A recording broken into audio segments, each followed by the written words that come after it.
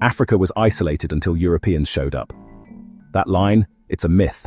For thousands of years, Africa ran on hidden highways, over sand, along rivers, across the monsoon winds that connected empires, ideas, everyday people.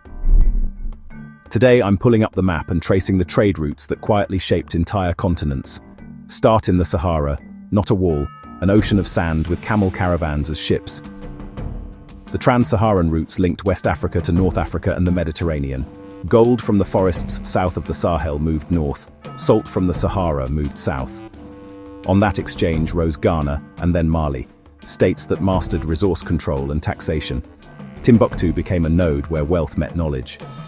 Imagine warehouses of manuscripts, scholars at Sankore debating law, astronomy, theology, and merchants tallying accounts in multiple languages. Mansa Musa's 14th century pilgrimage made headlines from Cairo to Europe. So much gold in circulation that prices wobbled. By the late 1500s, Moroccan armies and shifting Atlantic trade weakened these routes, and cities like Timbuktu declined. But their intellectual legacy didn't. Now swing to the east. The Swahili coast, Lamu, Mombasa, Kilwa, Zanzibar thrived on the rhythm of the Indian Ocean monsoons. Dhows sailed with predictable winds, carrying ivory, gold, iron, enslaved people out.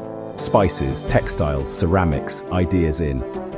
These were African city-states with coral stone architecture, coinage, courts, deeply African, richly cosmopolitan.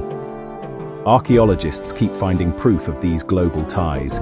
Chinese porcelain shards in Kilwa, Indian glass beads inland along caravan routes, Persian and Arabian inscriptions, even records of Zheng He's fleet contacting the coast in the early 1400s. Zanzibar and Kilwa were gateways, connecting to Arabia, India, China long before Europeans rounded the Cape. Impacts? Massive. Islam spread peacefully along trade corridors, shaping law, education, urban life from Timbuktu to Mombasa. Swahili emerged as a lingua franca, Bantu at its core, threaded with Arabic vocabulary, so traders, sailors, scholars could deal across cultures. Technologies and techniques traveled too, navigation by stars and monsoon, accounting practices, metalworking expertise, coral rag mosques and stone towns. These routes even nudged European exploration. Portuguese navigators followed well-known Indian Ocean sea lanes and targeted established Swahili ports in the late 1400s, while European maps fixated on West African gold. Remember the Catalan Atlas showing Mansa Musa holding a nugget? Here's the bigger point. Africa didn't sit on the sidelines of history. It powered global markets with gold, ivory, cultivated centers of learning, and built cities tuned to wind, water, and trade. If your mental map shows isolation, redraw it.